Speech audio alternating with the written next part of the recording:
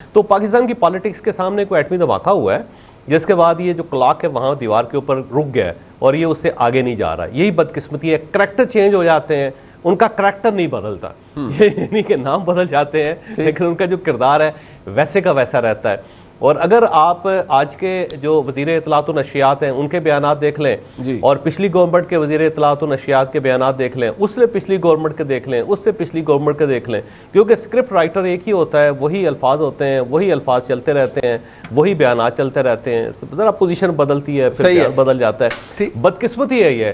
اور اگر ہم یہ چاہتے ہیں کہ پاکستان کے اندر جمہوریت ہو اور اپنے پورے حسن کے ساتھ ہو تو پھر ہمیں اس کے اوپر بلیو کرنا پڑے گا. جو نماز ہم پڑھ رہے ہیں ہمیں اس کے اوپر ایمان بھی لانا پڑے گا. جب ایمان سے خالی نمازیں ہوں تو ان کا کوئی فائدہ نہیں ہوتا. جمہوریت کہنے کو بڑی خوبصورت چیز ہے لیکن جب وہ دل سے نہیں نکلے گی, دل پہ نہیں پہنچے گی, اس کے اثرات ہمارے اندر نہیں ہوں گے, اس وقت تک اس کا کوئی پھل نہیں نکلے گا. اسی طرح ہم ڈنگ ٹپاؤ کرتے رہیں گے, آگ بجھاتے رہیں گے اور اس کے بعد بڑے خوشیاں مناتے رہیں گے. اس کے علاوہ کچھ نہیں, صرف اقتدار کی گیم ہے جس کے اندر ہر پارٹی لگی ہوئی ہے. ایک اپوزیشن میں ہے, گورنمنٹ میں ہے, پھر یہ گورنمنٹ سے اپوزیشن میں چلے جائیں گے, اپوزیشن گورنمنٹ میں آ جائے گی. اتنی کہانی ہے, اس کے علاوہ کچھ بھی نہیں ہے, باقی سب الفاظ ہیں. اب اظہر کاظمی صاحب, چوہدری صاحب کو تو حسن جمہوریت نظر نہیں آیا, عقیل ملک صاحب کا, اور آج کی جمہوریت بھی انہیں نظر نہیں آئی. آپ کو تو یقینی طور پر آیا ہوگا آپ, لیکن مجھے صرف یہ بتائیں اس حسن جمہوریت کے اندر جب جمہوری حقوق عقیل ملک صاحب کی حکومت, اور خاص طور پہ کیونکہ وہ خود وزیر قانون و انصاف ہیں, وہ بانٹ رہے ہیں اور 90 MPs یا 95 MPs آئیں گے آفریدی صاحب کے ساتھ, تو کیا وہ حقیقی طور پر اس حکومت پر جو عقیل ملک صاحب کی حکومت ہے جو بہت طاقتور بھی ہے, اس کے اوپر کوئی اثر ڈال سکیں گے اس دفعہ یا نہیں آپ کو لگتا ہے؟ دیکھیں, ایک تو عقیل ملک صاحب جو حکومت کے منسٹر ہیں اور کریڈٹ گوز ٹو ہم کہ ان کے اوپر آپ تنقید بھی کرتے ہیں اور وہ تنقید سنتے بھی ہیں, اور یہی جمہوریت کا ایک حسن تو یہ ہے. دوسری بات یہ ہے کہ جس طرح آپ نے کہا کہ جمہوریت نظر آ رہی ہے یا نہیں نظر آ رہی, ایک کردار ہوتا تھا, ایک خاتون تھی بابا وانگا, وہ ان کی بینائی نہیں تھی, ان کو کچھ نظر نہیں آتا تھا لیکن وہ مستقبل میں سب کچھ ان کو نظر آ رہا ہوتا تھا, وہ پیشن گوئی کرتی تھی. تو میرے جو بہت زیادہ فیورٹ میرے بھائی جو ہیں عقیل ملک صاحب, یہ پاکستانی سیاست کے بابا وانگا ہے, لیکن فرق صرف اتنا ہے کہ ان کو پچھلی چیزیں نظر آتی ہیں, موجودہ چیزیں نظر نہیں آ رہی. ان کو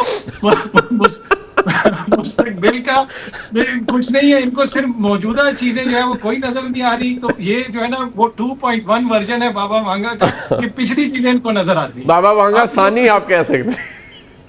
جی, بابا وانگا ثانی ہے, ان کو پچھلی چیزیں نظر آ رہی ہیں. تو ہو سکتا ہے کچھ سالوں کے بعد ان کو دوبارہ یہ چیزیں نظر آنا شروع ہو جائیں. دیکھیں, اس میں عقیل صاحب کی بھی ایک جماعت ہے اور ایک پولیٹیکل جماعت ہے. مین چیز یہ ہے کہ منیب صاحب جو ہم نے یہاں سے لینا ہے کہ ہم نے کو ایگزسٹ کرنا ہے. پی ٹی آئی کو بھی یہ سمجھنے کی ضرورت ہے کہ یہ سیاسی جماعتیں ہیں تو آپ کے لیے اسپیس ہے, اور ان کو بھی یہ سمجھنے کی ضرورت ہے کہ اپوزیشن ہے تو ان کے لیے جمہوری اسپیس ہے. جب تک ہم کو ایگزسٹ نہیں کریں گے, ایک دوسرے کے مینڈیٹ کا احترام نہیں کریں گے, یہاں پہ مسئلہ بنا رہے گا, اور آنے والے دن کے ساتھ اس مسئلے کی جو سنگینی ہے اس میں اضافہ ہوتا جائے گا. جس طرح چودھری صاحب نے فرمایا نا کہ یہاں پہ لگتا ایسے ہے کہ جمہوریت اور سیاست کے اوپر کوئی دھماکہ ہو گیا, یقین کیجئے یہی صورتحال ہے. اور یہ دھماکے اکثر ہمارے اپنے سیاستدان بھائی کرتے ہیں, ان کو خود مل بیٹھ کے یہ فیصلہ کرنا ہے. اگر ایم پی اے حضرات یہاں پہ آ جائیں گے تو کون سی قیامت آ جائے گی. اگر وہ ڈیالہ جیل کے باہر آ کے گھنٹہ 2 گھنٹہ 10 گھنٹہ احتجاج کر لیں تو کون سا ایسا مسئلہ بن جائے گا. تو یہ تھوڑا سا حکومت کو بھی دیکھنے کی ضرورت ہے. باقی کیا تحریک انصاف کوئی بڑا احتجاج کر پائے گی, جس طرح آپ نے بھی پہلے ذکر کیا, مجھے نہیں لگتا. مجھے تو ان کی پارٹی کے اندر فی الحال کیوس نظر آ رہا ہے, اور اتنی نااہل جو اپوزیشن ہے, میرے خیال میں یہ تو بلیسنگ ہے بیرسٹر عقیل صاحب کی حکومت کے لیے. ہاں نہیں, بیرسٹر عقیل صاحب کی حکومت بہت بلیسڈ ہے. وہ انگریزی میں کہتے ہیں نا ان ایوری وچ وے, اور جس طرح چوہدری صاحب نے ابتدائی کلمات فرمائے تھے کہ ان کو جو طاقت ہے, وہ جو پاور ہاؤس ہے وہ بڑا زبردست ہے. تو عقیل ملک صاحب, اب جو نیا خطاب آپ کو دیا گیا, اور اب آپ بہت ساری چیزیں بیکورڈز آپ دیکھ سکیں گے. وہ چاہ رہے ہیں, اطہر کاظمی صاحب کی خواہش یہ ہے کہ آپ آگے کا حال بھی بتائیں, کیونکہ حکومت کی شاید جو اینک ہے اس سے بہتر آگے کا حال پتہ لگتا ہے. لیکن پیسفل کو ایگزسٹنس کی بات آپ نے کرنی ہے, تھوڑا سا سپیس دے دیں. یقین مانیں کوئی فرق نہیں پڑے گا, 2-3 دن وہ کیا ہوتے ہیں, وہ جو واٹر کینن وہ نہ چلائیے گا. ایم پی حضرات آئیں گے, آپ گرمی کا وقت ہے, پنکھے لگوائیں ادھر ان کے لیے, اور تھوڑا سا وہ بیٹھ جائیں گے, احتجاج کریں گے. تو تھوڑا سپیس دے دیں آپ, سیاسی سپیس آپ نے دینی ہے, جو مان جائیے کہ آپ نہیں دے رہے.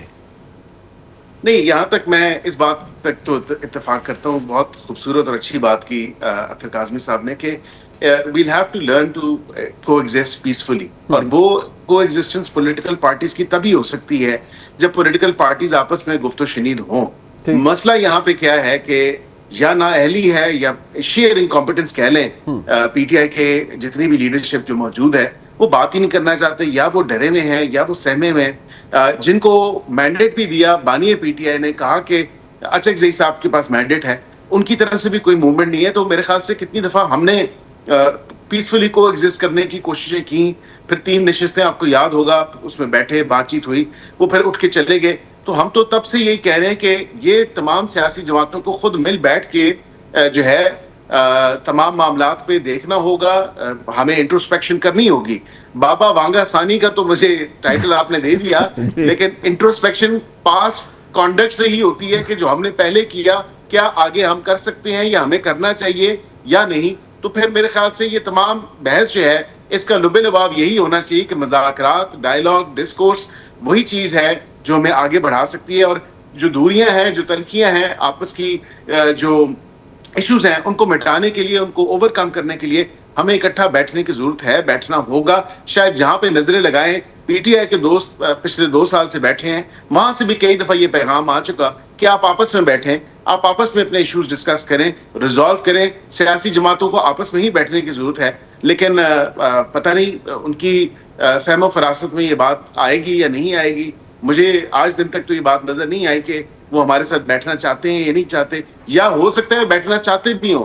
لیکن منیر صاحب ایک ڈر ان کو سوشل میڈیا واریئرز کی طرف سے بھی ہے, جو ان کے ٹرولز ہیں کہ بھئی وہ ان کی کٹ لگانا شروع کر دیں گے یا ان کو برا بلا کہنا شروع کر دیں گے. تو اس ڈر سے, اس خوف سے مجھے لگتا ہے کہ وہ اجتناب کرتے ہیں کسی بھی قسم کی نشست سے. نہیں, بٹ یہ فہم و فراست آپ نے کہا نہیں ہے, وہ ان کو ایشو یہ ہے کہ وہ آپ کے اختیار کی بات کرتے ہیں. وہ کہتے ہیں ہم بیٹھنے کے لیے تیار ہیں, لیکن آپ کے پاس بہت سی چیزوں کا اختیار نہیں ہے. وہ اس لیے بھی آپ سے شاید نہیں کتراتے ہیں بیٹھنے سے. نہیں, اس میں پھر ہمارا بلف کال آؤٹ کر لینا. اگر واقعی ہم کچھ نہیں دے سکتے تو میرے خیال سے عوام کے سامنے دودھ کا دودھ اور پانی کا پانی ہوگا.